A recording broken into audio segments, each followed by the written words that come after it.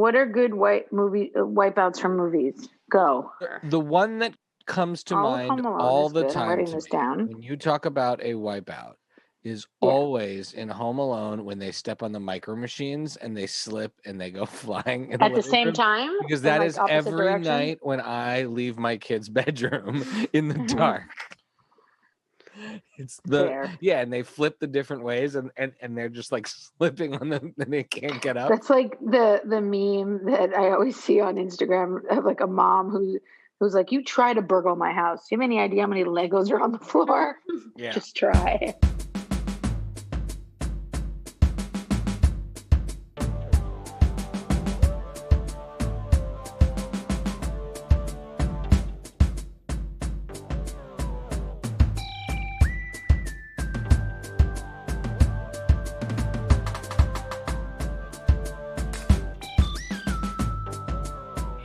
And welcome to a virtual reality version of the Friday Night Movie Podcast.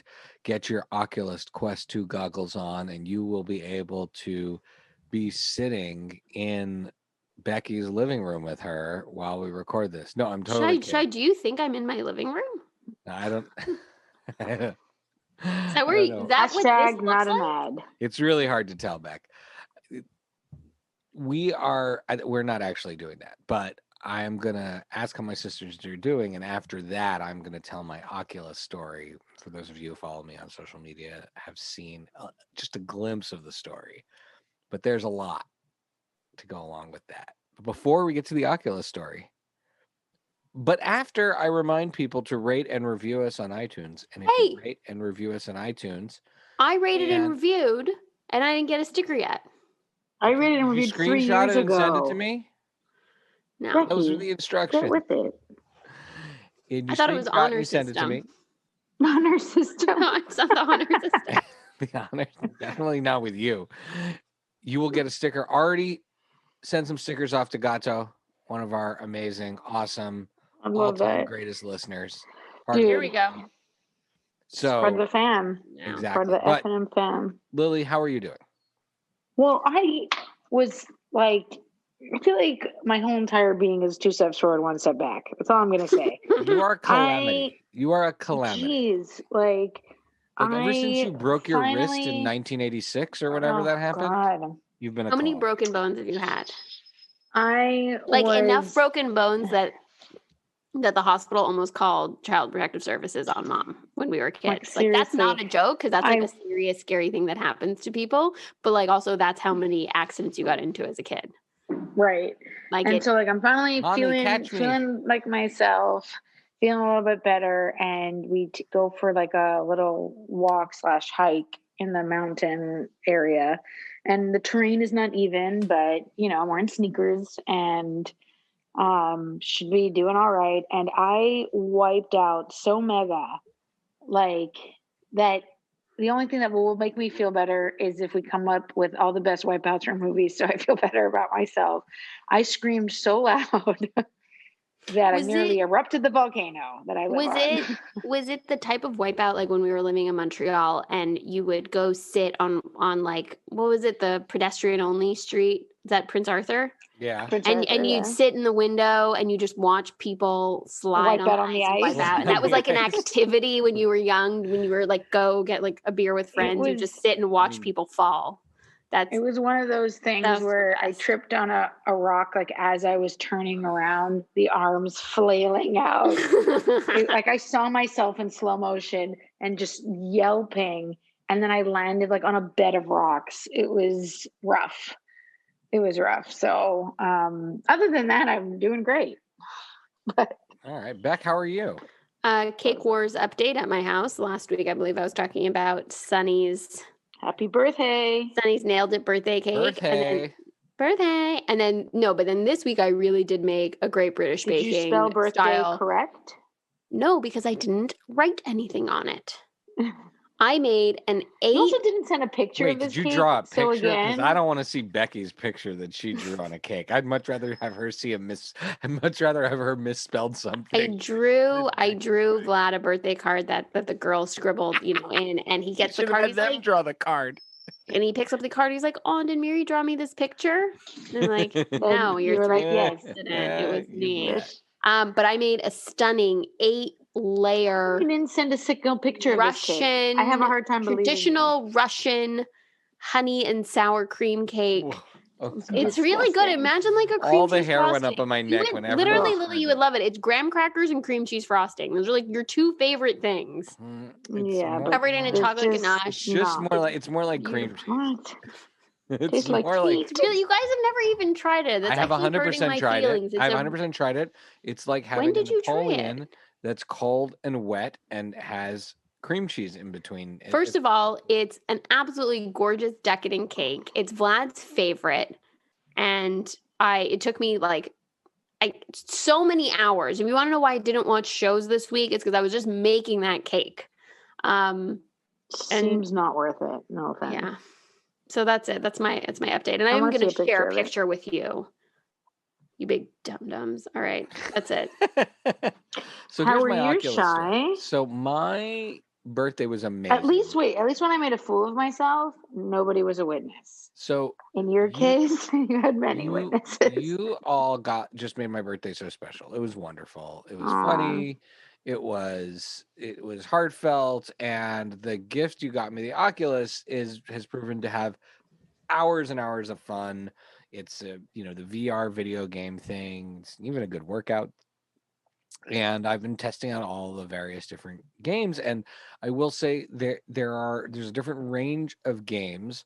The boxing game, the Creed boxing game, is absolutely awesome. I've already finished it twice, so I'm on my third playthrough of it. That would be my one critique overall of the game system, is these games are not long, but I think they couldn't be, because they're not very expensive, and I think they need to have people have short games that they can buy and run through rather than these like longer epic games. But I fought my way through Creed twice, but I was looking for something that was more sword fighty, and the Darth Vader game, you have to play it for like 25 minutes before you touch a lightsaber. Oh god, you're like making a Jedi soup or something. I mean, there's a lot of climbing on pipes. Jedi soup. Like that game is cool. It's very visually very cool, but there's a lot of like climb this thing, and it's like super realistic. Do you have to like climb on your couch or on furniture? Like how do you just like lift your knees up? Invisible rungs, but it's very detailed how you get your hand on the rungs. So I just spend a lot of the time going like this, like trying to grab things. That's a good workout for your arms. Myself up, and then it's like mime school. And so I got this ninja assassin game. I have no idea what it's called, but you get swords and bows and arrows, and it's amazing. And in great family tradition, which I fully support, Allie filmed me fighting off ninjas with a bow staff. And last week I said this was my favorite new show, and I stand by it. And I didn't know it would be streaming though. And sent you all videos. And that's a good laugh, because we love a good embarrassing video of me sent to the family. Well, the next day, I'm in a meeting on Zoom, and my 9-year-old comes barreling into the room. Daddy, I need to speak to you. Now, if you are like me and have been roommates with a 9-year-old and a 7-year-old for the past 9 months during the workday, your threshold for what you will let them interrupt you for has become very high. So I said, is this an emergency? Now, emergencies have ranged from help me get on the Wi-Fi to let me show you this drawing I made on my iPad to buy me this Pokemon card. And I said, do not interrupt me right now. This is not an emergency. And she said, no, it's really an emergency. And I said, is this something you would want me to interrupt you during school for? And she was like, yes. And because I will say, a dumb question, because you would want to be interrupted all the time at school. No, because this is what happens when you have kids my kids' age. When you walk by and you try to ask them what they lunch, they're like, excuse me, I'm in a meeting. So she sits and she thinks for a second, and then she turns to me and she says, yes, Dad, really. I said, okay, I mute my meeting. And she says, Dad, my friend, insert name that I've never heard of before. Her parents said that there's a video of you playing Oculus that's circulating all around their work, a place I used to work. And oh my God. And I said, I didn't realize the depths of the story. I said, what are you talking about? She says, I did not realize that's how far it went. And I said, who? And she names their family name. And I'm like, I've never heard of these people. What is this nonsense they're telling you? Why are kids doing pranks in your class? Get out of my office. So I send her away.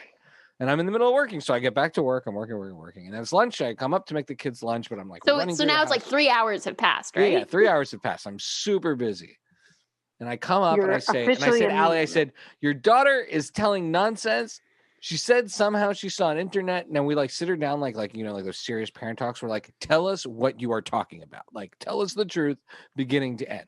She said, my friend, insert friend's name, and her parents say there's a video of you playing Oculus all over the internet. And I said, well, now I thought for a second, the Oculus videos, in order for you to share them, you have to first upload them to Facebook, but mine are all in privacy. So I privately upload them and then I download them to share with you guys the videos of what I'm seeing, not videos of me. So I said, oh, well, maybe I took the privacy off and there's like a video of me fighting the fighting Darth Vader of the video game, the video game screen. She's like, no, because my friend said I'm in the video and that's how they knew it was me. And I said, what is this nonsense? Allie, and they're like, he should wear sneakers.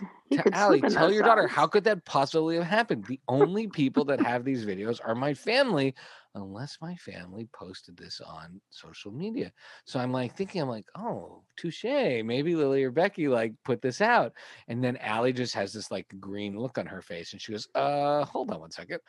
And she checks her phone and her WhatsApp history. And it turns out she accidentally sent the video to the entire official WhatsApp of the PTA for my kids' 700 child public school. Every single parent. No. This has 1,000 people on it. 1,000 of my neighbors, and not only that, not just our neighbors, our public school spreads out all over Arlington. But did it have a caption? Was there a message? Nope, it was just the video. There was no context. So she just sends this video to 1,000 parents. Yeah, I mean, they see that it's from Allie because a lot of them have her in their contacts. And my name is said on it because she's joking while I'm doing it. And my oldest daughter runs across. So I would say there's probably a couple of hundred people who immediately know who it is. Oh, my God. And so she deletes it from the WhatsApp and we have a good laugh. And I'm like, I can't believe you did that because everyone knows that I'm actually quite, careful about these things. And then then the next day, I get a phone call. By the way, public service announcement: there is a WhatsApp hack going around, and everyone should enable 2-factor authentication. Now, I had already done that, so I wasn't worried about it. But it doesn't stop your wife from sending videos. I got a sketchy text from one of the parents from the school. And it was obvious that it was from the hack. So I called her. I hadn't talked to her in a long time. I called her. I said, hey, I think your phone's been hacked. And she said, oh, yeah. She says, and then she's like, I'm so sorry. Your phone got too. Your phone was hacked too. She's like, oh, I saw your video. And you're like, oh, man, this hack is the worst. So being I would say, excellent crisis communications person that I am, I decided to own the video. And I took it and I matched it with the actual gameplay screen and put them together side by side and put it out on social media. So that's why there's that video of me. Was there ever ahead of the story? You got to stay ahead of the story, Shai. I mean, that's the most follow-up on Allie's post part? I've ever put. I mean, what's she supposed to do? Just agree not to send out my pictures in the future? No. I learned that lesson. No, I mean, send out a message to the all. No, you just parents. Can delete it from the WhatsApp chain. You can delete. Oh, okay. WhatsApp. You can delete it, but it can't be. I mean, unseen. It's out there. It's not. It can't be unseen. That's why I put it out on social because. Definitely, people forwarded it to other chains. People that know you or know of you just forwarded that around. The kids who told my daughter said their parents saw it circulating at work. They didn't see it on the WhatsApp chain. That's great. That's all the podcasting I need for today. That's a good enough story. Let's catch up on the Mandalorian. We are now up to episode 6.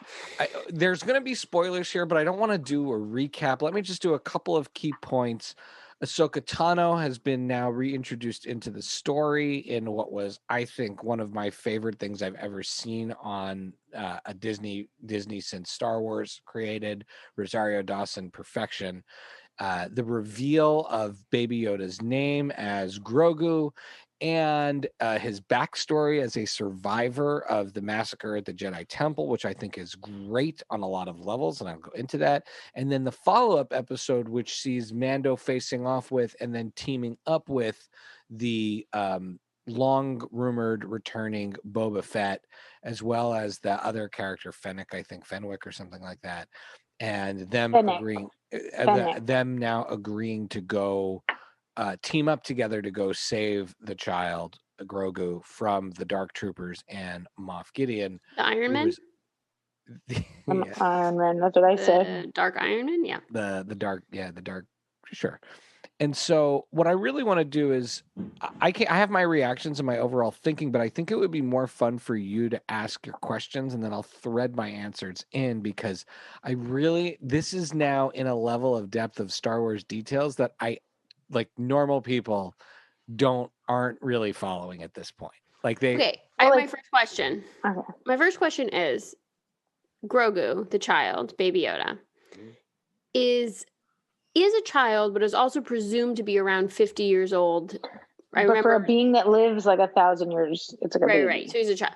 So he was training at the Jedi Temple for many, many years, under Jedi Masters. Does he have a language that no one understands, or is he still so little that he can't speak, but yet he was being trained as a Jedi? I'm just trying to understand. Question. Because Yoda does speak, and he's is he the equivalent of a 6-month-old, or is he right, or a 1-year-old, or a 6-year-old, but no one understands his language? No, I think it's he is still a baby that can understand but can't form the words yet, and that's why my 1-year-old. That's why Ahsoka Tano is able to communicate with him via the Force, because she can feel and he can understand certain things that the Mando says to him, but he's not verbal yet. Which, when you think about how succinct Yoda is, and convoluted Yoda is, it could be many years before this. Oh, right. Okay, and then other questions. Is it? Can I interrupt and ask one? Or go back and forth? Yeah. Do you think that they were sitting around the table and that one first intern shouted, "Okay, let's throw out names, Grogu," and they all laughed at him, and then they spitballed that for 6 hours, maybe 12, and then somebody else was like, "Okay, let's go back to Grogu," and that's what they named him, and that poor intern's like, "That's what I said." It's not any better or worse. The other I want to hear your opinion. The other creature that was of Yoda's species was a female version that appears in a scene as a cameo in, I think, The Phantom Menace, maybe Attack of the Clones, I don't remember. And that one's name is Yaddle. And I think if they had done another Y name, it would be a little bit ridiculous. If it was Yudo or something like that. Right. Do I think Grogu is amazing? No, but I will say I really love the scene where Ahsoka Tano is reminding Mando to call him Grogu and is telling him, nope, call him by his name. And I think that was actually the moment that sold me on the name. It was Rosario Dawson. I have no issues with the name. I think the moment that sold me on, sorry, go ahead. No, go ahead. The moment that sold me on the name is when Mando's just Grogu? So Grogu. He's just great. Trying out the name. He's like, okay. And then Grogu is like, yeah, what's up? And he keeps looking at him. He's like, so I guess that's your name. I'm very, very anxious at the thought that Grogu has been kidnapped, because even though he has the third time he's been kidnapped, right? I feel like this started. Baby Yoda, not baby Grogu, and Ahsoka Tano brings this up, that he has a lot of fear in him, that he has a lot of trauma. He's had a lot of really horrible things happen to him. Tortured. He was experimented on. And now he's essentially being tortured again because Moff Gideon is essentially forcing him, is getting him to use the dark side of the Force and to hurt people. And so I feel like he's such a tiny little baby. He can't even speak. He's just all these emotions. And it like makes my heart hurt to think that these bad things are happening to him. And I'm having a very hard time. Is there a question in here? Coping with that. No, I just wanted to put that out there as we discussed. Let me put something out here. One of the things Star Wars has done especially well in the Clone Wars and extremely clunkily in The Last Jedi is by Rian Johnson, who hates Star Wars, is that the Jedi Order before Luke Skywalker, the Jedi Order that collapsed with Anakin turning to the dark side and killing the Jedi, had become overzealous and strayed from its what was, you know how sometimes a religion can be caught up in the rules and not caught up with the essence of what makes it right.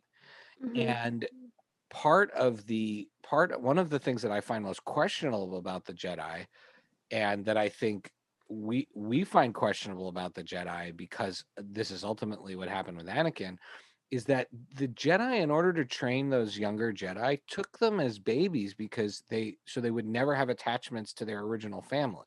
Because attachments to their original family were viewed as they're weakness. Like monks, like baby monks. Exactly. Were viewed as weakness and was viewed as a liability. And when they take Anakin, when Qui-Gon Jinn goes to take Anakin and brings him to Obi-Wan, there's a lot of resistance that he's too old, right? And with Luke, there's a lot of resistance that he's too old. But I think one of the things that Star Wars proves, although they never explicitly say it, which I also like that they don't ever, but Luke's attachments are what redeemed Darth Vader. Darth Vader's attachments are what redeemed Darth Vader. Rey and Ben Solo's attachments are what vanquished the Emperor. And to me, the Jedi basically couldn't figure out how to channel attachments. Exactly. The solution was like kidnapping babies, basically, right? Like these are child instead of leaning into it and trying to develop it or help them, they didn't have the tools to do it, so they just ignored it. And I guess they tried to do it with Anakin, but they were always fighting Anakin having attachments, right? Like he had to be undercover in his relationship with Padme, right? That is part of how he was able to be manipulated. To me, all of those things were failings of the Jedi Order. And that's where, again, delivered horribly in The Last Jedi. But the idea that Luke could be disillusioned with the Jedi Order and that he had to let go of the texts, that whole conversation with Yoda, absolutely is what's going on. And I think with Baby Yoda, the question of taking these children away from their parents and taking them away from their attachments, this is like the big question here about, is that the only way people can be a Jedi? That's been the struggle from the original Star Wars through the sequels. I have a question. Okay. Do we think now that Grogu survived, that it's possible that there are others, perhaps many others, survivors that have been hidden in secrecy? And so, for example, at the end of Last Jedi, when you see the kid using the Force, maybe it's, again, it's not some like random use of the Force, but there have been survivors and their like lines have gone on. Well, let's forget Broom Boy, because I basically never want to see that kid ever again. But I'm just saying, like, could it give some legitimacy that everybody has the Force? I'm saying, like, not everybody has the Force, but like maybe it's not just Grogu that survived. Maybe there's like there were really 5 survivors. Sure, and they justify the Broom Boy that way, but like they kept it a secret to protect them. They've already established that there are either Force users like Maz Kanata, the Lupita's character, or former Jedi in Ahsoka Tano, because she is not a Jedi. They don't really spell it out 100%, but she is not a Jedi. She left the Jedi Order. That's one of the best stories in all of Star Wars, is her leaving the Jedi Order, and it also builds Anakin's turn to Darth Vader even better than what they do in the movies, and which is the brilliance of Filoni, by the way, David Filoni, and his ability to tell this story over time. So there are... You're talking about the Clone Wars. Yeah, during the Clone Wars cartoon. During the Clone Wars cartoon, they tell the story of her leaving the Jedi Order. And so there are a number of Jedi or former Jedi who survived that purge, and they've allowed it to like there to be some... Look, it's a huge galaxy, right? Luke, and that also you can have that as long as you can accept the fact that the Skywalkers really are special. Meaning, like, there's tons of Jedi. Are tons of Jedi the ones that can take out the Emperor? No. But yeah, so there a bunch of them hung around. A bunch got killed later. There's stories of Darth. Can I ask a question? Is the thing on the singing rock with the like Space Force thing that he's shooting up to the sky? Is that made reference to anywhere else, or did they just make that up for this episode? No, but the idea of Force strong sights is very well established, and so we assume that he sent out a beacon before he's kidnapped. Like Mando's not going to fight him alone, obviously. Yeah. So and there are theories fight for him. I mean, and there are theories as to who the Jedi that he because she said like a Jedi will hear you and decide whether or not to come find you. So like now we know his like force is out there and they'll know. Okay, next question. Wait, do you want to know that the different theories of who the Jedis could be? Sure. Because at this point, Luke is the only one. Well, mom has said two things while I watch this with her. One is, I really hope that Mando meets up with those other Mandalorians, becomes unorthodox, and takes that mask off. That's all she keeps saying. It's all I want is that mask to come off. And then she's like, there's plenty of time for Luke Skywalker to show up. That's all she keeps saying. Well, I mean, they're talking about now Sebastian Stan playing young Mark Hamill. And if Mark Hamill, because Mark Hamill has been joking about it forever, that Sebastian, like he's looks like him. He thinks Mark Hamill is the best. Mark Hamill, of course, has completely embraced fan cheers that Sebastian Stan looks like young Mark Hamill.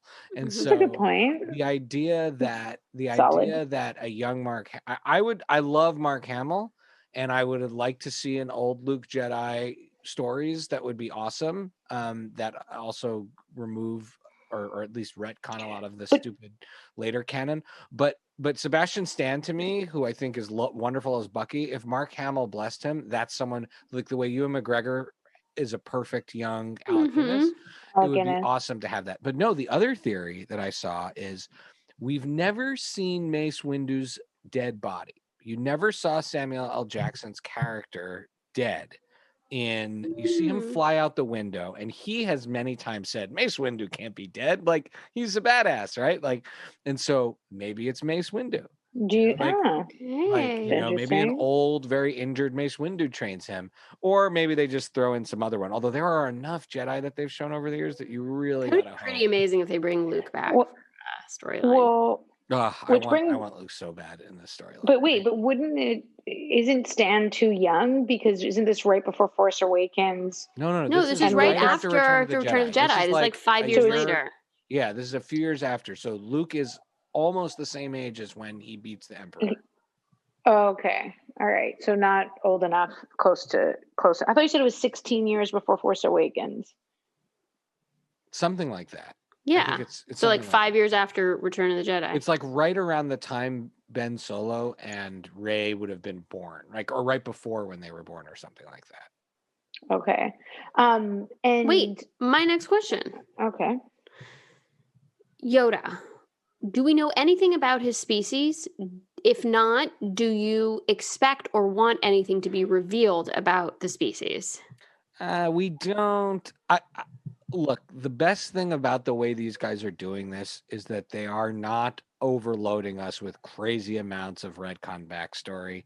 They drip it out slowly and like let it. It's almost like they let it like settle and age and get moved a little bit. Like it's very incremental. Like they're so Favreau, but everyone's talking about Favreau, and I love Favreau as a producer because you need a mega producer. But David Filoni has been doing this. I think, yeah. Which is, I think they're both. I mean, I guess people, but aging and advancing. I think Filoni is very much also seen as the like. I think. I mean, maybe not because Favreau's more famous, but I think Filoni's clearly a massive influence.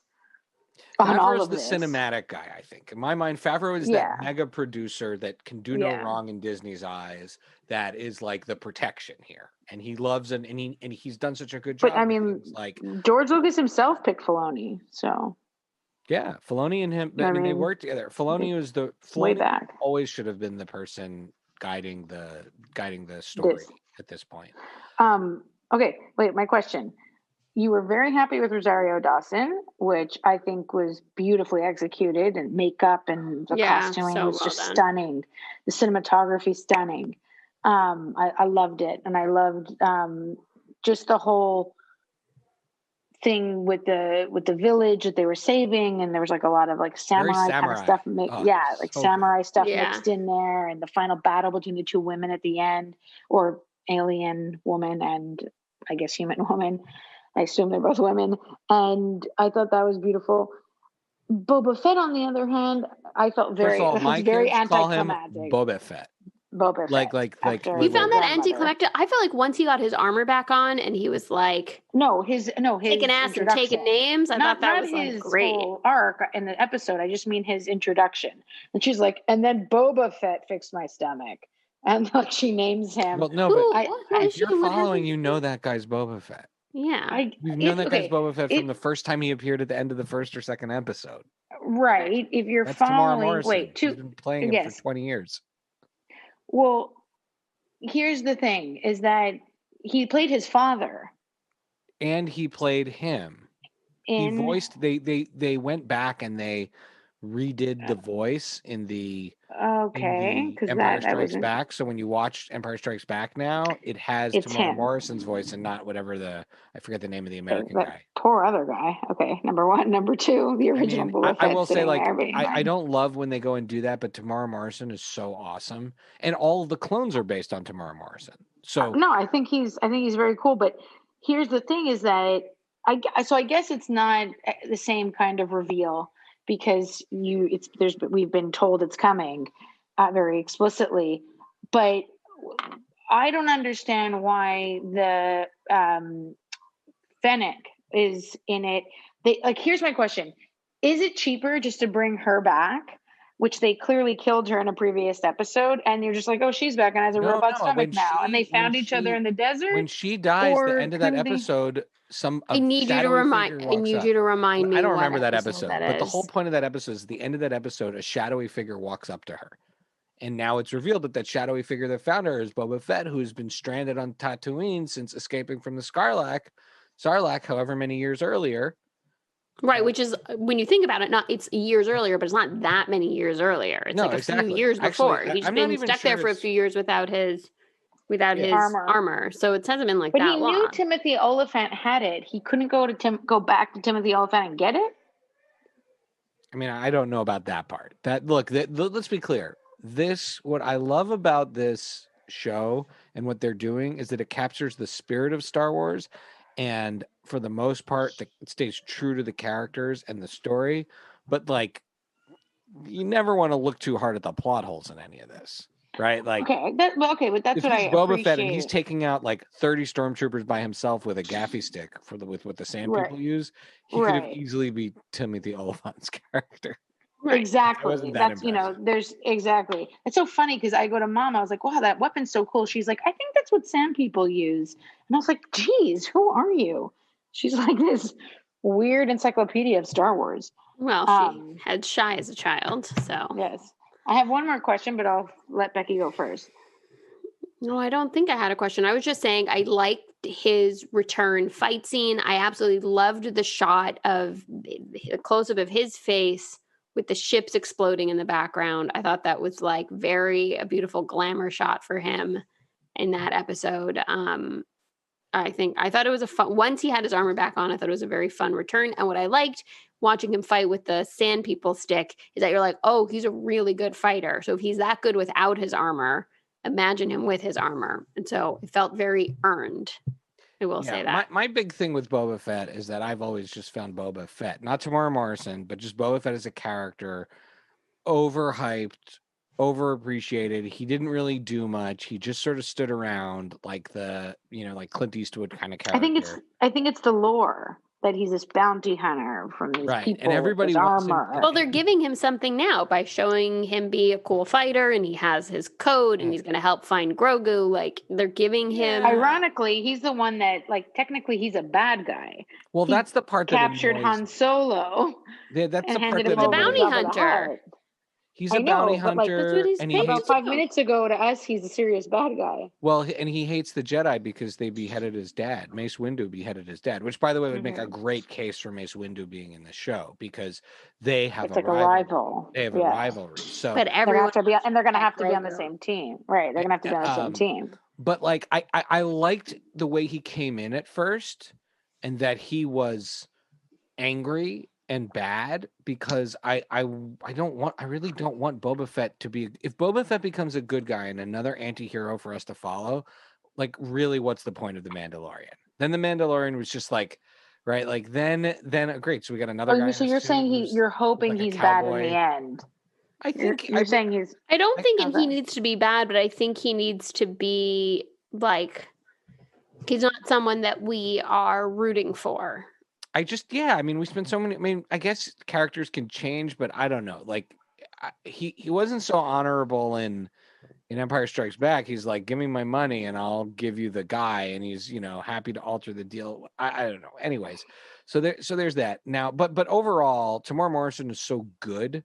And the way they put it in the context of him escaping and kind of living in the desert all these years, like what would it be like for him 5 years after Return of the Jedi, being stranded on the planet? But if he was stranded on the planet, why was his ship Slave One in basically perfect condition? So like, and he knew exactly who had his armor. It was just some like marshal who bought it off the Jawas. Right. So then he had to. It's not like a notorious fighter. And he had to chase Mando, who is like a much more formidable, sophisticated, yeah. So that's a huge plot hole. There's a lot of questions. They absolutely wedged Boba Fett into this story because they're like, all right, people want Boba Fett and Ahsoka Tano, and we're putting him in this. Okay, 2 questions, really fast, rapid fire. 1, is she coming back? She's getting her own show. Oh, I'm sure she's getting her own show. They're crazy if they're not. The whole thing about her going after Grand Admiral Thrawn, by the way, that then goes back to the best story from the books, which David Filoni also used partially in the Rebels TV show, which is the Grand Admiral Thrawn, who's the alien. He was the only Grand Admiral of the Emperor's army that was an alien. And he lived in the Outer Rim, in the parts unknown, which is where the Emperor comes back from. So what we're also seeing is the beginning of the First Order, which is, so they're doing what they did again with Clone Wars, which is they're taking these imperfect movies that told story over an hour and a half, and they're building this like amazing backstory that will then make those movies make a lot more sense and just give everything more depth. Okay, so, what does dank ferric mean? It's like, gosh darn it. That's what I told my kids. I mean, that's how I read it. Okay, that's not something from the canon or anything. I think that's maybe, but like that might be deeper than like I know. I think one of my other complaints though is, and Allie and I were watching this, is that Mando continues to be. Who was saying it a couple of weeks ago that he got like dumber this season? We did. We all did. I mean, like the first 3 episodes, you were so stupid. How many times does he stick his head in that force field before he decides he's going to protect the child? Like that fight is going on. The stormtroopers are coming, and he keeps sticking his head in and getting shot across. But I don't understand if he thinks he needs to protect Grogu. What I didn't get is it like, well, then why don't you just wait there in case a stormtrooper or somebody gets that close, and then you're just there protect? Like, why would you walk away? Yeah, there's a lot that was a bit of that. And where's his jetpack? Where is his jetpack? I thought that. Why does he just not have his jetpack for him to fly back up there? I thought the whole design of the kidnapping was messy. I thought that was very messy. Explain this to me. Where is his jetpack? I think he has it. I think he's just not gonna. He can't go after those like 6 Iron Man. No, guys. When they're like, we have to get back to him. No, he doesn't fly back up the mountain super fast to get there. He runs. He's like running. He's like running at like a nice brisk pace. Again, Robert Rodriguez. I don't know. I don't want to like crap on him. I mean, that was fun. Robert Rodriguez doing that. The action was phenomenal. On the action was great, and I don't think this. What about the part where she just like pushes a rock and kills like 12 stormtroopers? But also, she takes off her helmet and throws it at someone. I'm like, I think you should keep the helmet on. There's literally lasers flying. I mean, that was silly to me. It continued the stormtroopers. Although my kids, you know, they feel. I mean, remember the stormtroopers, and this is another missed opportunity in the sequel series. They brought up this great story with Finn about the stormtroopers as child soldiers, and then it's dropped until they bring it back and they sort of wedge it into the Rise of Skywalker.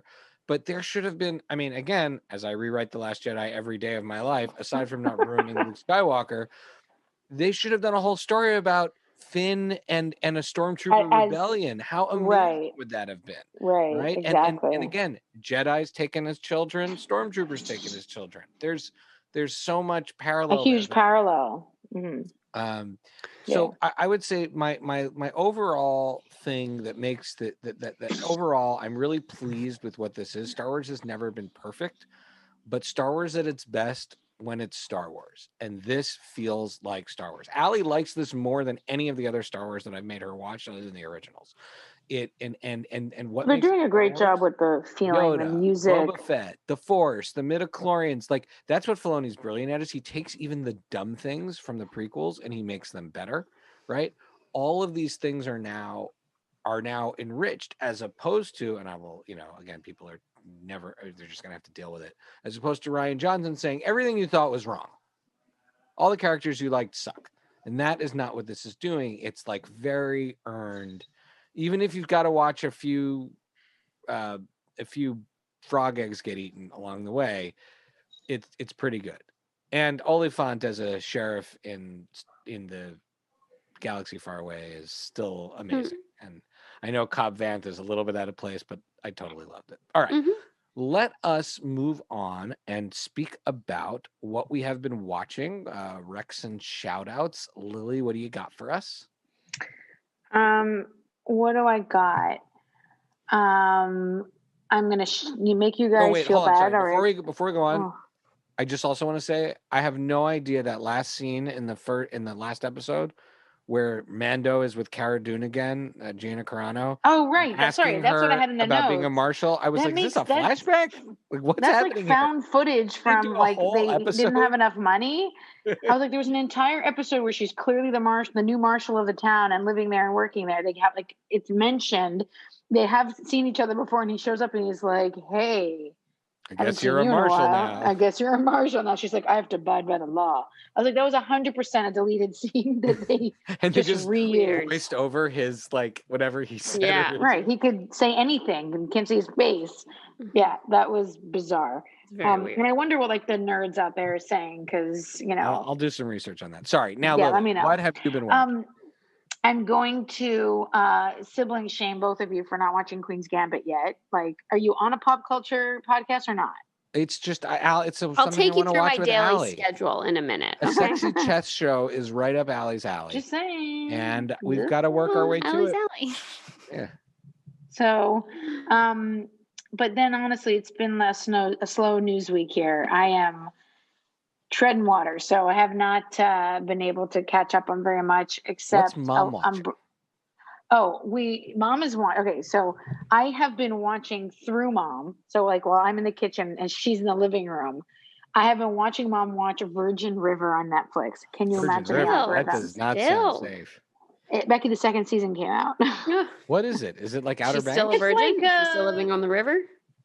It's like fish out of water. It's a fish out of water. Fish out of water with a little bit more depressing aspect to it. It's not so much a comedy as like a This Is Us in a Northern California town kind of situation. But Mom's knees deep in that. And then Mom watched The Alienist, which is so dark. It's too dark for me. Like even I gave up on it. It's seriously dark. But if people really like forensic-y serial killer crime stuff, but from the turn of the century, so it's like when it was all Jack the Ripper?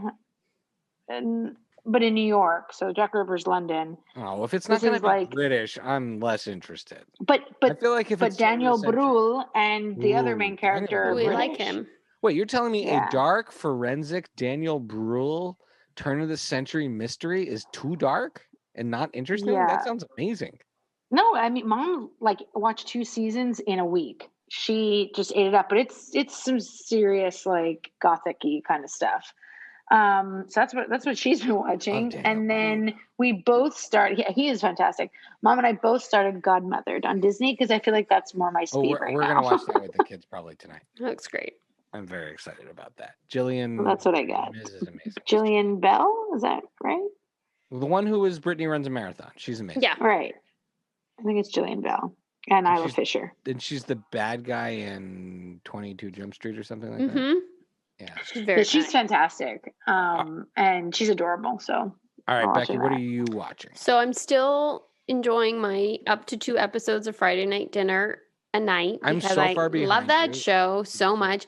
Every episode makes me laugh harder. However hard I laughed in one episode, it gets more cackly and extreme the following one. It builds. Of that show is that they drop you into that first episode and you don't really realize that first episode is actually the middle, in the sense that it's the middle of it, all of the jokes that you're am I supposed to find this funny? Right. They're just they're counting on the fact that in their mind, this has been going on, this Friday Night Dinner, for so long. So it's hilarious. None of the bits are new.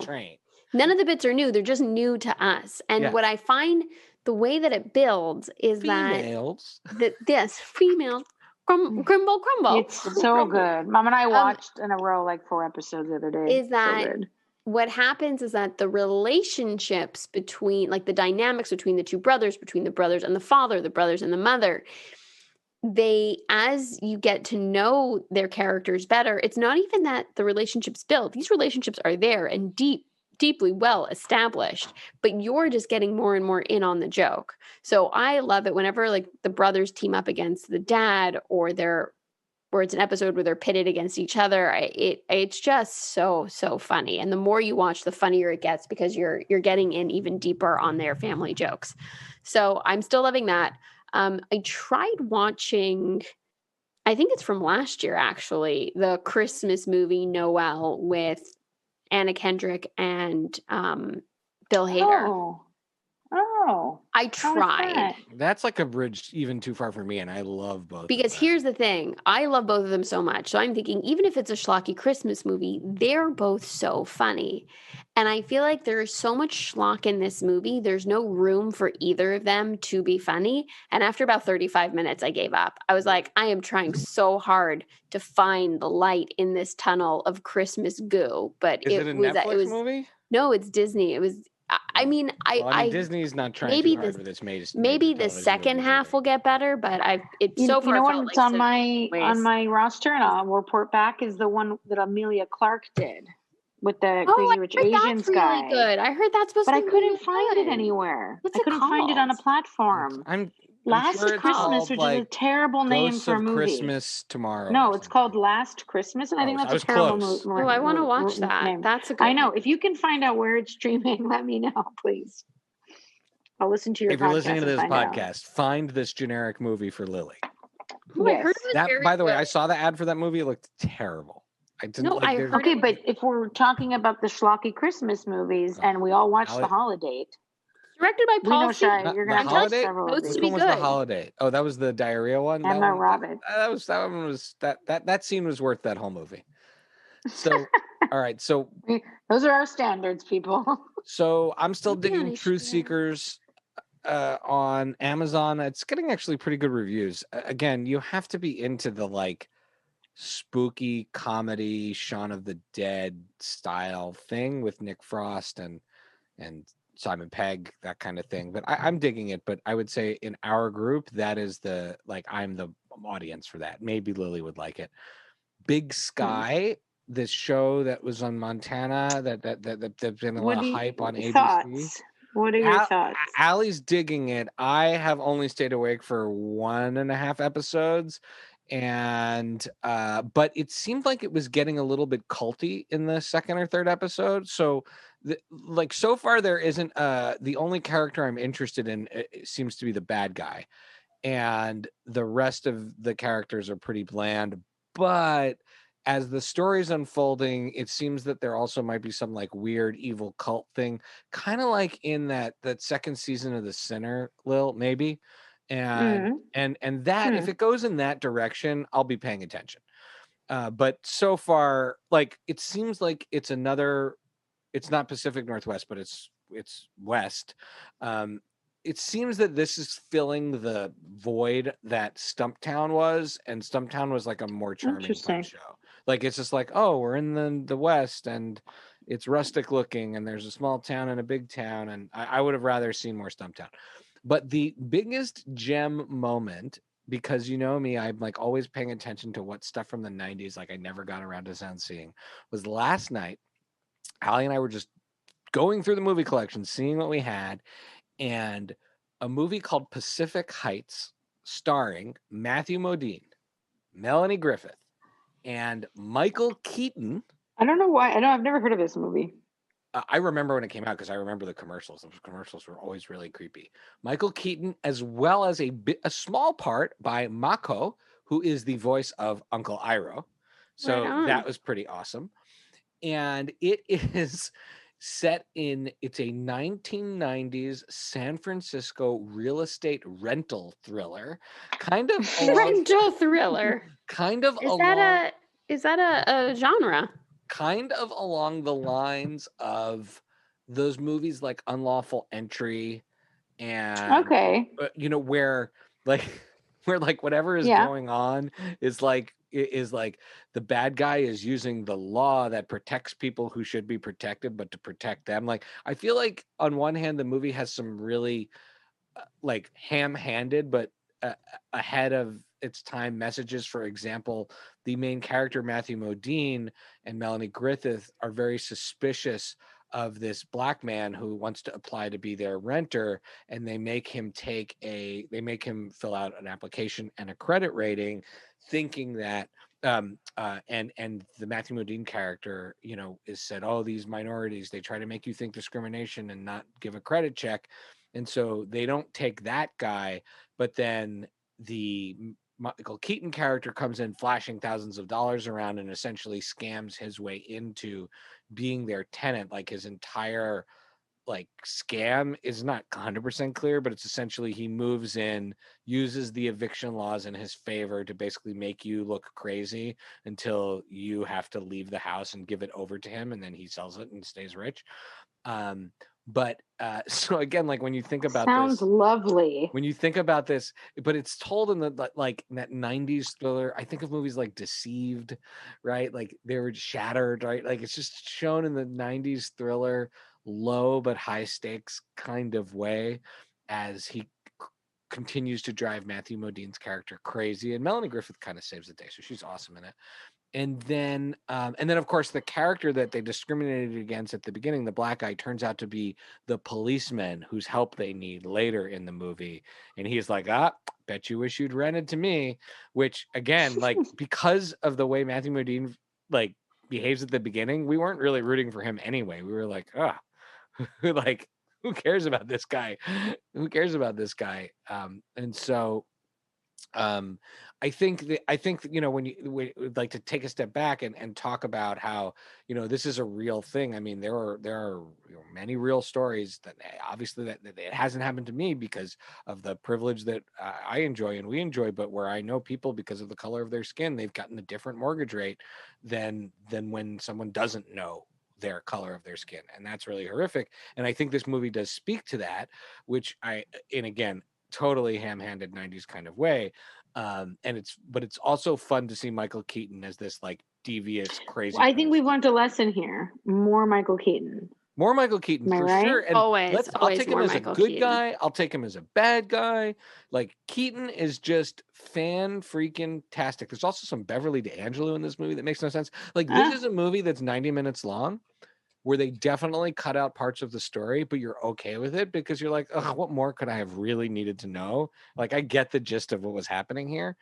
And Allie, though, found it terrifying. Like, I was laughing throughout this movie because one of the things that Michael Keaton's character does in this movie is infest the